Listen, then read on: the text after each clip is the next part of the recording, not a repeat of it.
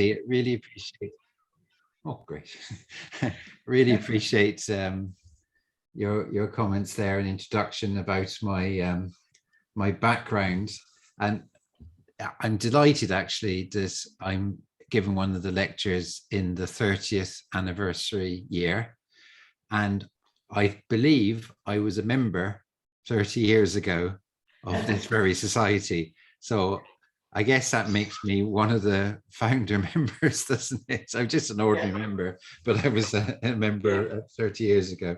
So little did we think back then that 30 years later, I'd be giving a talk from my house to people all over Britain and Ireland by the sounds of the variety of places that people are. So you're all very welcome. And I look forward to hopefully answering some of your questions at the end. I'm sure a lot of you know certain things about Mary Anning much more than me. So I would also look forward to people making comments at the end as well about things that they know about Mary Anning and her life and times. So Mary Anning is really quite topical at the moment. We hear quite a lot about Mary Anning. And over the years, there have been various times where we haven't heard so much, but at the moment, there's quite a lot going on about Mary Anning, including a number of films. And there have been a few films about Mary Anning recently, and there's one even coming out in 2 months' time, something to look forward to. And she really is an amazing influencer, a real incredibly important role model, and has been a huge role model to me. So I just want to say before we start the main talk about role models, and I've had three, going on to the next slide, yeah. Also the next slide, okay. 3 really important role models to me in my career, and people that have really influenced me to follow paleontology and keep at it. So all 3 have been great role models to myself, and I just wouldn't be here without them. They each influenced me in different ways and very important ways. And I just want to first of all mention my undergraduate teacher at Portsmouth. Betty mentioned I went to Portsmouth.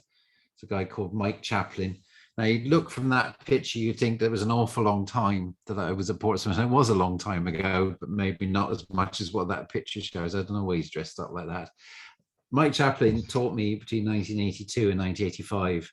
And he taught me really about enthusiasm for the subject, taught me an awful lot about teaching styles, lecturing styles, and I really do owe him a debt.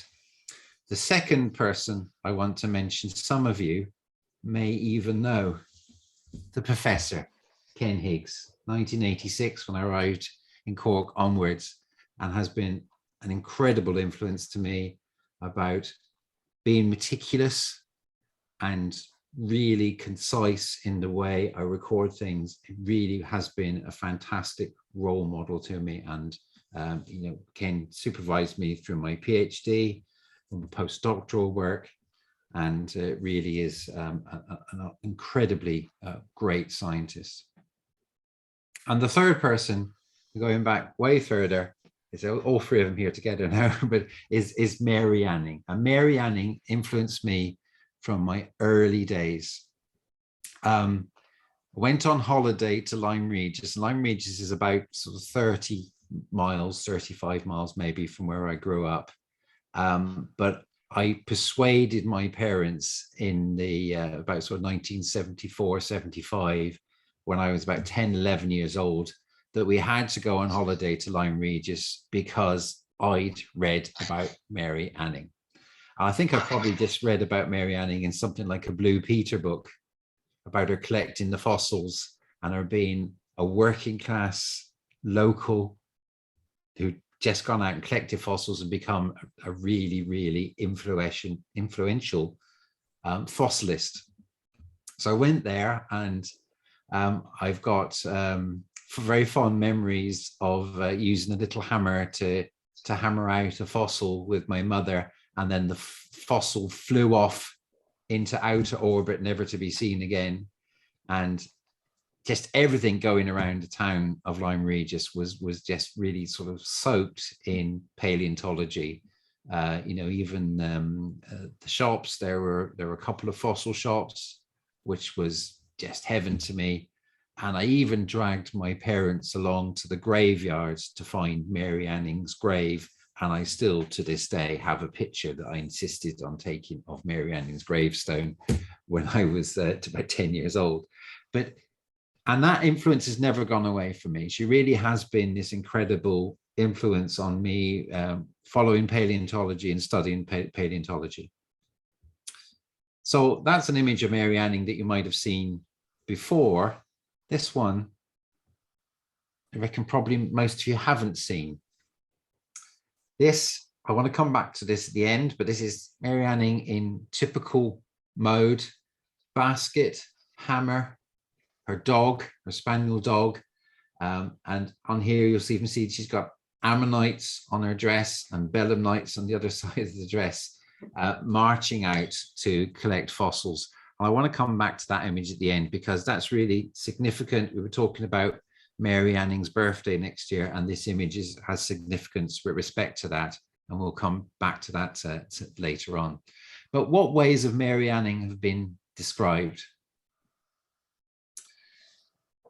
All these words have been used: the Dorset worthy, Saint Georgina of Lyme Regis, obviously playing on the St. George thing, the Princess of Paleontology, Helen to the geologists, Pythoness, which means prophetess, the geological lioness of fossils, and the most significant one, the greatest fossilist the world ever knew. And when you consider all the background of Mary Anning coming from a small rural town on the seaside and coming from a very sort of humble background, that is really an incredible title to give to somebody. And when you also consider that all her work and all her collections were basically done in that town. It's not like she traveled all over the world collecting fossils. It was all material local to where she lived that she discovered, and she made incredible discoveries. That image there is a Google image. You can see, you can just about read out Google, and that's Mary Anning taking a fossil out of the rocks there, just showing, you know, that's very often, you know, that was put up on her birthday, I think, when she was 200 years old a couple of years ago. So against the odds, she became the greatest fossil hunter ever known. So why exactly is it against the odds? Well, she was relatively uneducated. She had a Sunday school education based on the religious group that she was in. Basically, they went to Sunday school, and that was all the education she had. It was really difficult, born at this time, late 1700s, early 1800s, for a poor person to actually get any education at all. But she had this Sunday school education. She was the wrong gender, the wrong sex. Basically, even if you were really quite well off and you were studying science at this time, or natural environment, and you were female, you weren't really taken seriously. She was in the wrong class and even the wrong religion. These are quotes from a couple of references there from this person here, Birch. So she was really an outsider to the scientific society at that time, which was dominated by upper and middle class gentlemen, if you want to use that term, men essentially, that were born to being able to follow natural sciences. So just looking at the timeline, Mary was born 21st of May, that's her birthday, 1799, in Lyme Regis in Dorset, on the south coast of England. If you don't know where Dorset is, you know, it's miles from anywhere. Lyme Regis really is a very quiet part of the world. If you want to sort of visualize that part of the world at that time, just think of about Thomas Hardy country. That's essentially what you're dealing with, the sort of thing you'd find in Far From the Madding Crowd, simple rural area. Lyme Regis had become a little bit popular with people because, as the name suggests, Regis back in Georgian times, one of the monarchs had visited there, and it became a sort of a very popular watering hole for the well-to-do. And that's significant to the story as well, because that's creating a market for the fossils. Her first major discovery was at the age of 12. That was with her brother. And if you read actually the accounts, it says it's with her brother and her dog. But it was of an ichthyosaur, really significant ichthyosaur as well, a very large specimen, the head and later the neck. And we'll talk about that in a little bit of detail in a minute. But that's incredible for the age of 12. Her brother was just a few years older than her, and the two of them actually found this. By the time she was in her early 20s, she'd found plesiosaurs. It's very significant plesiosaurs at that. So the ichthyosaur and the plesiosaur are marine reptiles, and we'll look at those marine reptiles she's found.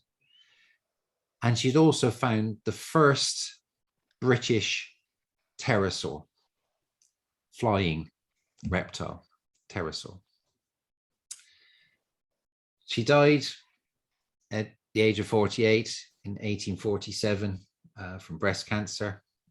So it's a relatively short career by many terms. You know, she's basically just dealing with about 35, 36 years of work, but a very significant portfolio of fossils were found and described and observed in their detail of what they meant and what was actually the parts of them in that timeline. So my lights just come off, I don't know why. So what sparked the start of Mary's career? This is quite interesting when you drill down into some of the things that have been said, and I'm not quite sure if all of these are absolutely 100% true, but they're in historical documents. So the first bullet point there, this is a quote from a reference from Roberts, 1834. Locally, Mary Jr.'s fame started as an infant when she survived a lightning strike that killed the 3 adults around her. The story was that they were at a fair or something. There were 3 adults there, one of which was carrying Mary, and they were struck by lightning and she survived. Extraordinary statement then. She had been a dull child before, which is a terrible way of describing anyone. But after this accident, she became lively and intelligent and grew up so. I really don't know if it's true or not, but that's definitely there in the Victorian literature. But what is true is that her father, Richard, who was a carpenter, was interested in fossils, took Mary fossil hunting, and really encouraged her interest in the subject. And he gave her her first geology hammer as a youngster. Unfortunately, he then died when Mary was only 11 years old. He basically had fallen off from the cliffs, and then he'd got TB and very weak state and basically just faded away. So obviously he was the breadwinner in the family. He also was a carpenter, like her brother was an apprentice carpenter. And her mother, Molly, and herself really had to find a way of supporting themselves. So they took to selling fossils to earn money. So necessity, there was interest from her father, but then the necessity came when her father died, that they didn't have much money to live on. Incidentally, Mary and her brother, Joseph, were the only 2 surviving children in the family, but I think there were about 9 or even 10 siblings that didn't survive. So their parents lost an awful lot of youngsters, which wasn't unusual at that time in these circles. Mary also got an influence from a mentor called Mrs. Stock, who in her early teens, she was working for her, and she gave Mary her first geology book, which she was able to read because of her Sunday school education. So she had a few basic skills that she got from her Sunday school education, but what she really had was the interest and the necessity to work in this field. So what was her first major find? So this is it. And if I don't know if you can actually see my mouse, but look at this is the eye of this ichthyosaur. To give you some scale of this, because there's no actual scale on here, but those eyes are 20 centimeters in diameter. This is a huge ichthyosaur. That's an actual image of it. It's in the Natural History Museum now. And this is a drawing from a contemporary paper that was made of the fossil. So in 1911, aged 12, she really started to catch the public's attention when she, and it was probably her brother who originally found the first part of the head, unearthed the first head and later part of the skeleton, not all of the skeleton, part of the skeleton of an ichthyosaur, which was called back then a fish lizard or a sea dragon. And there's a number of references to that there. This was a huge ichthyosaur. The fossil itself, the two parts of the fossil that are found, the head and parts of the neck going back further, are 5 meters in length. And the full animal, the reconstruction of the full animal is something like 12 meters, an absolutely gigantic ichthyosaur. So if you don't know what an ichthyosaur is, it's a marine reptile. And I suppose if you were to say what it would look like today, even though it's obviously not related to it because they're mammals, it would look a little bit like a dolphin. Okay, it's got the same sort of hydrodynamic shape as a dolphin. And you can see by that lovely row of teeth that this fella meant business. This was something that was going to go after prey and catch prey and eat it. It was quite a predator in the lower Jurassic seas. Lyme Regis is the outcrops of Lyme Regis are part of the what's called the Lias, the lower Jurassic, which are just a little shade under 200 million years old. So 200 million years ago, these fellas were swimming around there. So they excavated this and they sold it. There's a reconstruction of it with a person for scale. Absolutely, compared to a modern dolphin, that's a very, very big reptile indeed. And this is another image of the head, contemporary image. And this is the image of the second part that was found by Mary herself, which includes parts of the neck and some of the parts of the forelimb, four flippers of the ichthyosaur. So it was published, and it was seen at the time, and still is, as extremely significant discovery. And they were paid for it. What says well paid for it? I'm not quite sure if it is that well paid, but £23 in 1812, or 1811, was a significant sum of money. Not enough to actually completely bail them out of the financial trouble that they were in, though. So, but I think, and if you read some accounts of, even things that are in films, like the film Ammonite that was out recently, that the family weren't too happy about having to sell it, but they really had to out of necessity. It was used as the basis for the first ever scientific paper written about the ichthyosaurs, which is published in 1814 by a guy called Everard Home. So there's the actual fossils found by Joseph and Mary. There's no acknowledgement at all in the paper to Mary and Joseph Anning, none at all. There's a quite commonly, that's what you'd find at the time, that science was seen as an activity for gentlemen, but where you had what was considered lower class commercial dealers, they would not get any mention whatsoever within the publications. They believed that the only acknowledgement that people like the Annings required was financial payment. This was the case for most of Mary's later discoveries. They were described in papers, but not credited to her either. There was a few exceptions to that where people have mentioned Mary, but most of the time is actually, they don't even mention it. This fossil was on display from 1819 onwards in the British Museum. It's now in the Natural History Museum in Pride of Place in the Anning walkway. There's a lovely walkway with lots of Mary Anning's fossils.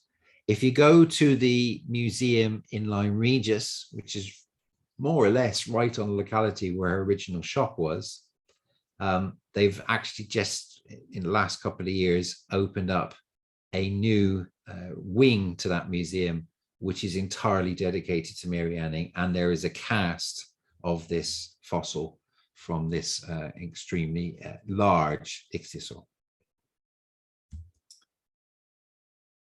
Then a few years later, around about 1818, she found Proteosaurus. Now, unfortunately, I think this is one of the fossils that was destroyed in World War II, and there's been a few fossils that Mary Anning collected that unfortunately were destroyed by the Blitz in World War II.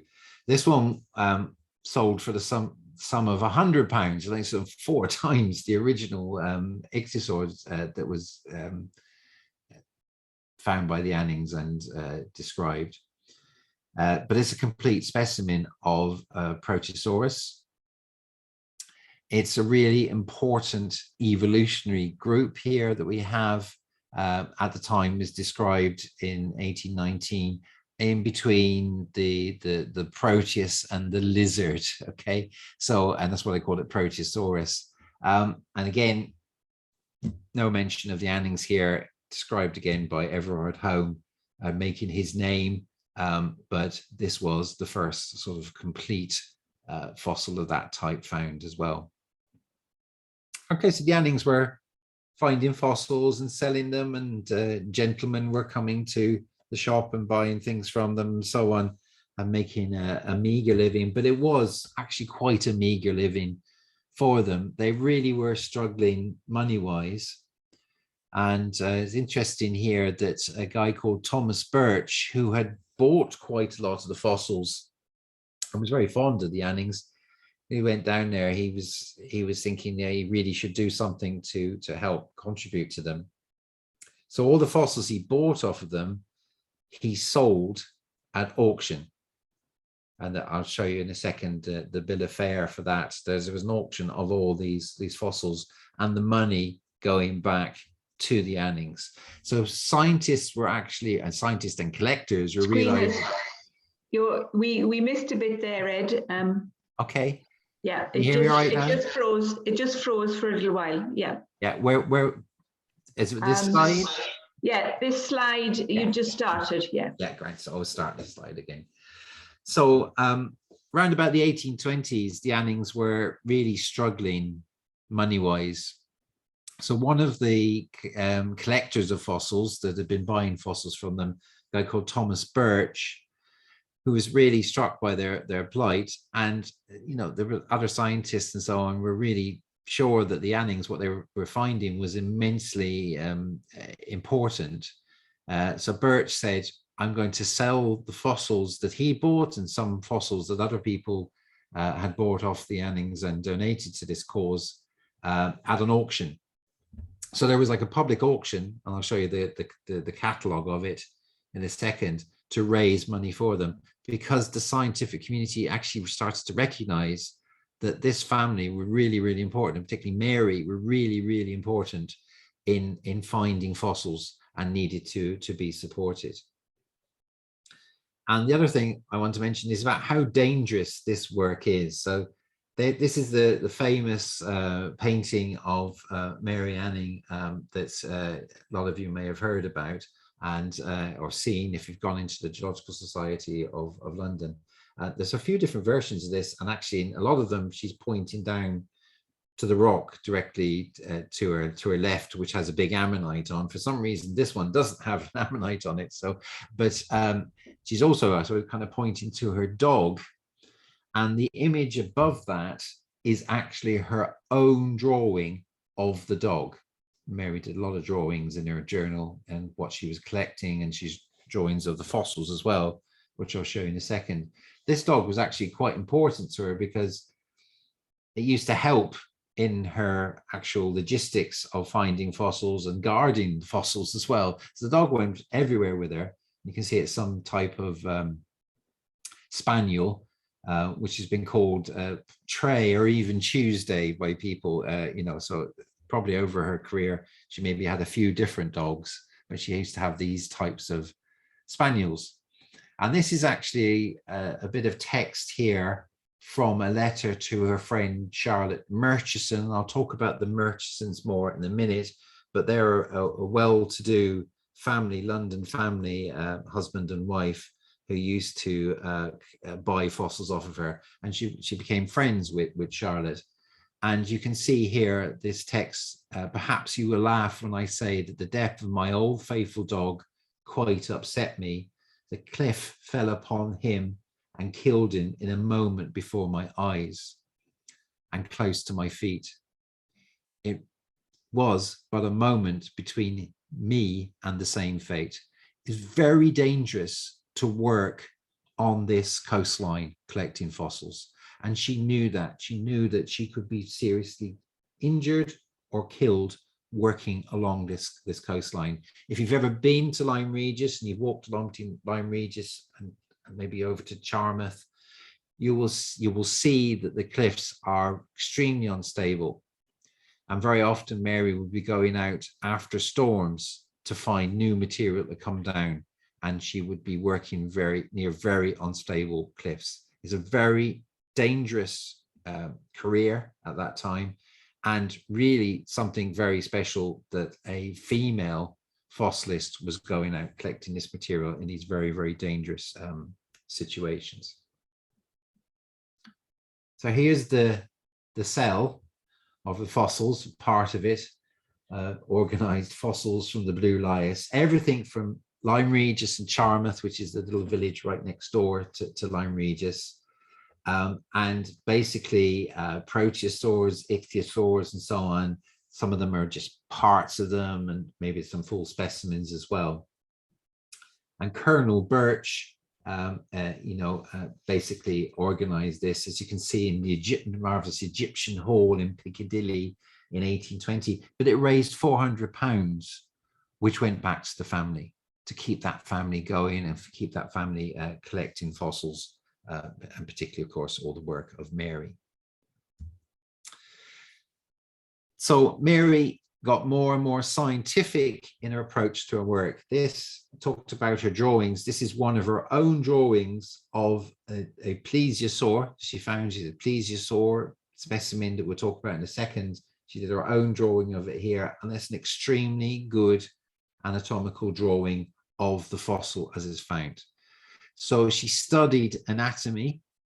She read scientific papers. Both things she did on a Sunday school education. So she really understood what was going on. She started to learn French, and she learned French so she could read Georges Cuvier's works that she was really interested in reading. She developed and improved skills on extracting material, and she made excellent anatomical drawings.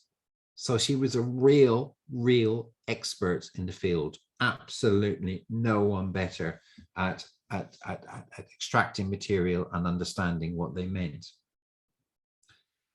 Coprolites, if you know what coprolites are, basically fossil poo. But she worked out exactly what they were, and no one knew what they were until Mary came along, examined the contents of them, and said, "This is fossilized poo." And she was the first person to really do that. Belemnites, if you know what belemnites are, they look a little bit like squid, if you like, and related to them, the part of the cephalopoda. And she discovered belemnite ink sacs, and she worked out what they were as well. So it was clear that Mary had a keen analytical mind. She worked incredibly hard, doing very tough work, and then she understood what the material was that she was unearthing. It was the complete package. She was not just a fossil collector. She really understood what was going on with the material. So it's another nice ichthyosaur. 1821, she found 3 complete ichthyosaurs. And these are described here by George Chamberlain in 1823 as the very finest specimens of fossil ichthyosaurs ever found in Europe. We owe entirely to the persevering industry of a young female fossilist of the name Annings and her dangerous employment. To her exertions, we owe nearly all the fine specimens of ichthyosauri of the great collections. She was right up there in terms of what she was collecting. Now, this is very text dense, but it's quite an interesting quote. So I mentioned the Murchisons, 1825, the Murchisons befriended Mary coming to the shop, Roderick and Charlotte. Now, Charlotte is the driving force scientifically in this couple. Roderick was really looking for something to do, and Charlotte pushed him this way. And Charlotte was a very keen fossil collector, and her collection has been deemed important. She really, again, knew what she was doing, but again, a female working at this time really couldn't get the recognition that she deserved. And if you read this piece of text, and you can read that as your leisure, maybe on the recording, but you can see just how much Roderick was impressed by her methodology, her approach, and her her scientific ability to actually work out what these different materials were. She was really deemed by individuals like this to really know what she was talking about. So plesiosaurs, this is in the Natural History Museum. The first discovery of a complete plesiosaur skeleton made by Mary in 1823.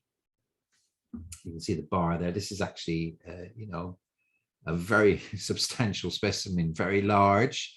These are all Mary Annings specimens around it, okay? And people didn't believe it when she found it. So Georges Cuvier was somewhat of a hero to Mary, and she'd learned French to study. He said it's a fake. He said the head was much too tiny ever to have belonged to that body. So if you go back to here, he said that head's too small. That head is too small for this body. But then this is when he was looking at images, drawings. And then when he went along and actually looked at it, he changed his tune a bit and is quoted as saying, is the most amazing creature ever discovered, in a paper he published in 1824. So again, marine reptiles, top marine predators. You can see the fish in the mouth of it here. Absolutely amazing things that she was finding, huge marine reptiles. So Mary was getting more and more well known. This is a mock-up for one of these films of Mary Annings' fossil shop in Lyme Regis.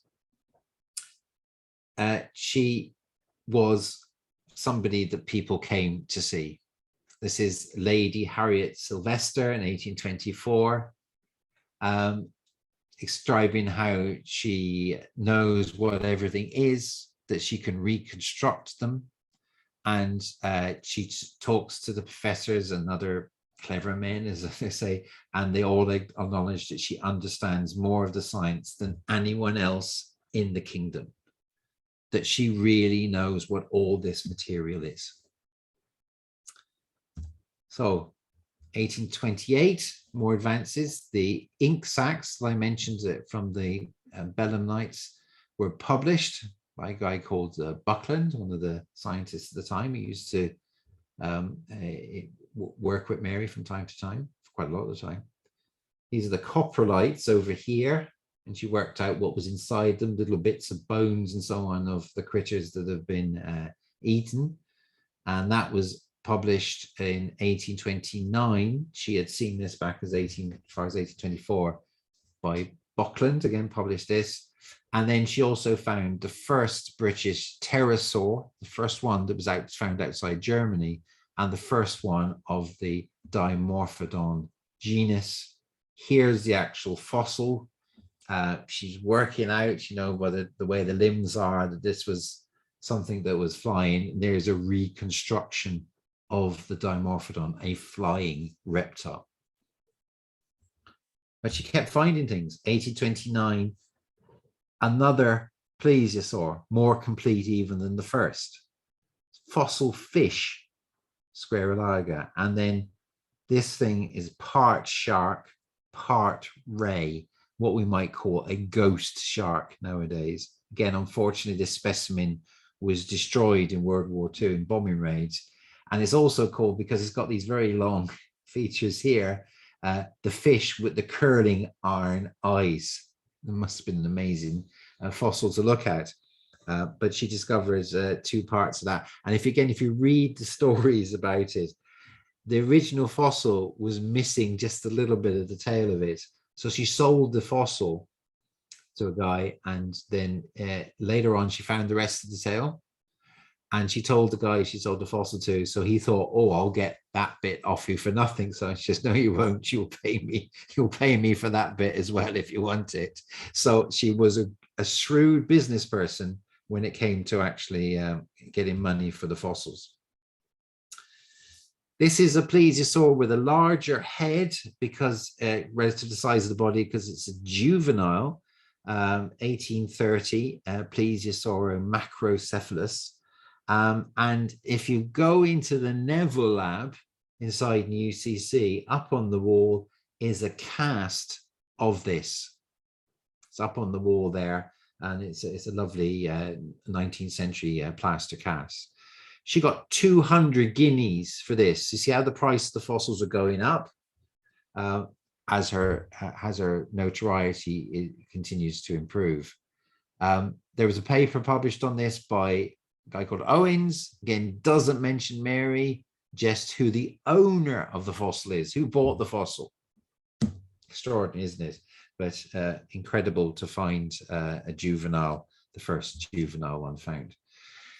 And I mentioned on there, this was the same year as Jura Antiquor, if I'm pronouncing that right. Now, this is a guy called Henry de la Beche, did a bit of geofantasy, if you like. He actually did reconstructions of ancient Dorset, Doria. And he used all the fossils that Mary had been finding to reconstruct it. Not the best quality image in the world, but you can see what's happening here. We've got ichthyosaurs eating plesiosaurs and vice versa. We've got pterosaurs flying around. And then if you go onto the next image, we've got, this fish with the curling iron eyes, we've got belemnites, we've got ichthyosaurs, and so on. And it was all based on Mary Annings' discoveries. It's the first popular portrayal of prehistoric life. And this was very influential. And the prints of this that were produced, the money was donated again to the Annings to keep them finding things, to keep Mary and Molly finding material. It's interesting when you think about it. This is all before Darwin's Origin of the Species. And Darwin must have been strongly influenced by the material that Mary had found through people like de la Beche actually making these types of reconstructions. So, as I said, all prior to the Origin of the Species. At that time, people, a little bit like what some groups like the DUP and so on talk about, Usher's Age of the Earth, 4004 BC. I think it's 23rd of October at Sunday morning or something. And it literally is as precise as something along those lines. And the world was all made within a week. But Mary had deducted as far back as 1833 that animals had been created and existed in different eras. Just by looking at the material that she saw in Lyme Regis and Charmouth, she actually worked out that the Usher's Age of the Earth has to have been wrong. And that's, you know, she was fairly independently, very independently thinking to actually say that. And one of the things that probably helped to do that was her upbringing in this non-conformist church, the Congregational Church, which had dissenting ideas, and it allowed her to sort of think differently about things, and allowed her science to actually win out over what religious thoughts there were at the time. So that's very, very significant as well. Okay. We're 45 minutes in now, so I've only another 200 slides to go. We'll get there. So what was she like? This is a still from a film called Ammonite that came out, I think, last year. And Kate Winslet is in this. Saoirse Ronan is in this as well, playing Charlotte Murchison. But just, I thought she actually did a very good portrayal of how serious Mary was about what she was doing. And she was very serious, very focused on what she was doing. And we have a couple of quotes here. And this guy, Ludwig Leichhardt, described her as the princess of paleontology. Miss Annings, she is a strong, energetic spinster of around 28. In fact, she was actually 38 when he was doing this. Tanned and masculine expression. Every morning and after every stormy sea, she goes walking and clambering out on the slopes of the Lias, Lower Jurassic, to see whether fossils have been brought to the light by falls of rock or wave action. A couple of other quotes. Anna Pinney, she is very kind and good to all her relations, and what money she gets by collecting fossils goes to them or anyone else who needs it. She wasn't looking for, wealth, basically enough for her to live on, and then anything else goes to her relations. And then this one is really quite scathing and I think very pertinent. She says the world has used her ill and does not care for it. According to her account, these men of learning have sucked her brains and made a great deal by publishing works of which she has furnished the contents, while she derived none of the advantages. She actually wanted recognition for the incredible scientific work that she was doing. And the quote's quite right. That's exactly what was going on. This is, it took me a while to find this, but this is the only thing in print from Mary, which is an extract from a letter in 1839. And you can see that this is in the Magazine of Natural History, an extract from a letter from Miss Anning, basically describing about what she thought this frontal spine was on this particular genus. Then saying, I've talked to people about this and I don't know why they haven't listened to me, essentially. So she's written this letter, and that's the only thing that was published in her name, which is a crying shame. So 1847, she died. This is the gravestone I talked about. I took a picture of the gravestone back in the 70s, and the picture on the left is the way it looked back in the 70s. It's not my image, but it's the way it looked back in the 70s. And the picture on the right is the way it looks now. And the people of Lyme Regis, really look after that gravestone. They know they have an incredible person buried in the graveyard there. She was only 47 years old.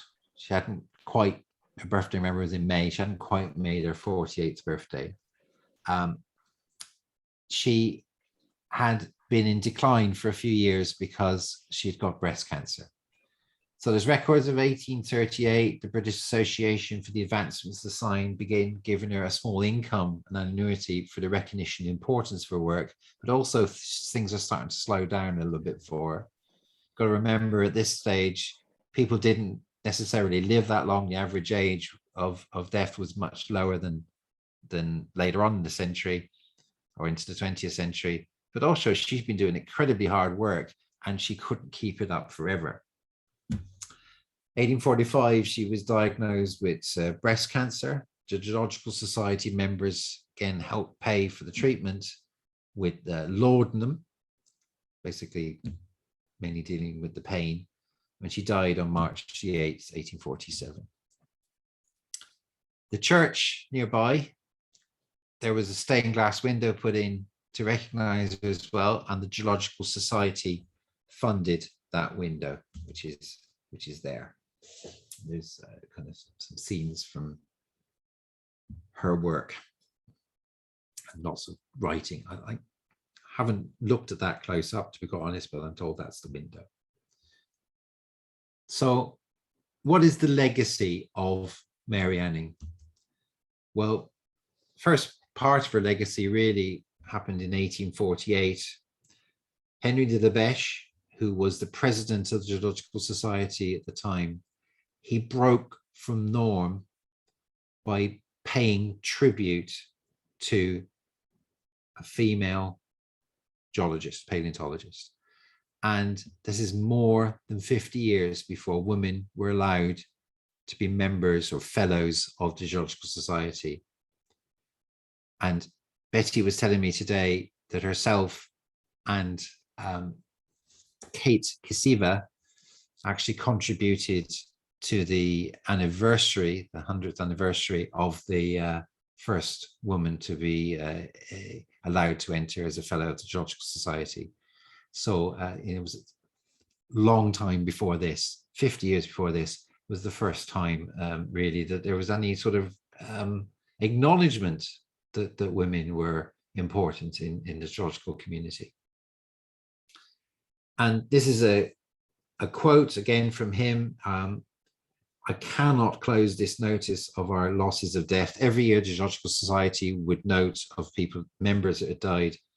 Mary wasn't a member. She wasn't even allowed to be a member, but she was mentioned without adverting to one of those who not placed among even the easier classes of society, but who had to earn her daily bread by her labor, yet contributed by her talents and untiring searches in no small degree to our knowledge of the great Eleosaurians and reptiles and other forms of organic life entombed in the vicinity of Lyme Regis.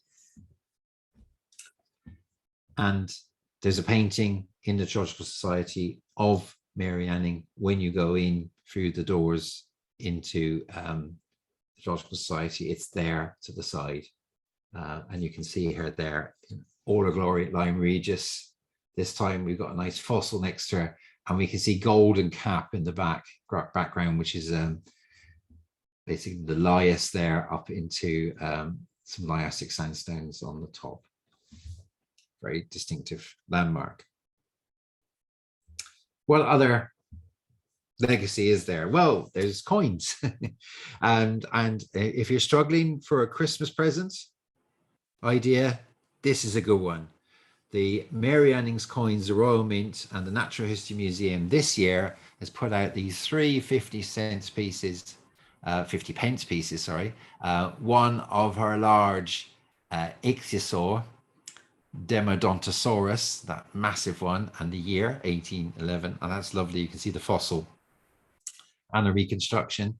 One of her Dimorphodon and one of her plesiosaurs, and found in 1823. And I mean, this really is the present for the paleontologist or the fossil lover in your life. And it's lovely to see that there's a recognition there. There are stamps, 2012. Those stamps are from Mozambique, I think. But there's lovely stamps there as well, with some few images of some of their fossils. But significantly now, there's been a few movies. There's one called Mary Anning 2018, which I have not been able to track down, and I really want to see it. And there's one that's actually meant to be okay to watch, but I cannot find it anywhere. Ammonite 2020, that's the one with Kate Winslet and Saoirse Ronan. It's a lovely film, really not concentrating much on the actual fossils, but on how difficult it was for female scientists. Murchison is in it as well, Charlotte Murchison, to actually get recognition at that time. And there's, I don't want to give anything about the film, but there's one point that she visits the British Museum, and a lovely bit of cinematography, which involves her walking down through one of the galleries with a lot of paintings of these very well-to-do scientific men up on the wall, and a beautiful piece of cinematography, which I can tell you had me in absolute bits. It's one of the most moving things I've ever seen in a film. So I do recommend that you watch that film. Some lovely acting in that film. And there's another one coming out in a very much more low budget film coming out. I wrote down the date, 26th of November. Mary Anning and the Dinosaur Hunters, which is a strange title because none of what we've been talking about are dinosaurs. They're avian reptiles and marine reptiles. But I suppose it's just to attract people in. And of course, the people coming to her to actually get these reptiles may also have been interested in dinosaurs in other strata. For instance, like on the Isle of Wight, where you get dinosaurs. And this film has Jenny Agutter in it, but there's also got Catherine Hamilton, who's basically playing a young Mary Anning, and I'm really looking forward to watching that. But what's her real legacy? And I should just point out this image here, and Betty mentioned this to me today, is sometimes attributed to being Mary Anning, and other people have attributed it to being another paleontologist working at this time, who was a male paleontologist. So there's some controversy about whether this is Mary Anning or not, which is quite interesting. But what is her real legacy? Well, her actual fossils is incredible, is really important, and most of them, vast majority of them, are still to be seen. If you want to see a Mary Anning fossil and you can't get over to the Natural History Museum or anything like that, there's a fossil at the top of the stairs in the Butler building, it's an ichthyosaur, that went for conservation to Bristol mid-90s. The case went over, the fossil was starting to break up a little bit, and they put it in a new case, and they sent back the old case because they said the carpentry of that case is consistent with an unusual type of carpentry that was done by Joseph Anning. So they considered it to be a Mary Anning original ichthyosaur that she found. And it's a beautiful, relatively small ichthyosaur, a female. It's got a little egg sac preservation in it. Absolutely amazing thing to look at. So if you want to, you can pop in. It's certainly after maybe October the 22nd when all the restrictions are gone, but you can pop into to Biological Earth and Environmental Sciences, go into the Butler building and go up to the top floor, and you'll see that ichthyosaur there. Her advancements in understanding of natural history can really not even be measured because they're so enormous. If you consider the material she found, if it influenced Charles Darwin and the Origin of Species, where do you stop the influence of that? Absolutely phenomenal, phenomenal change to understanding of natural history. She's inspired many people to study paleontology,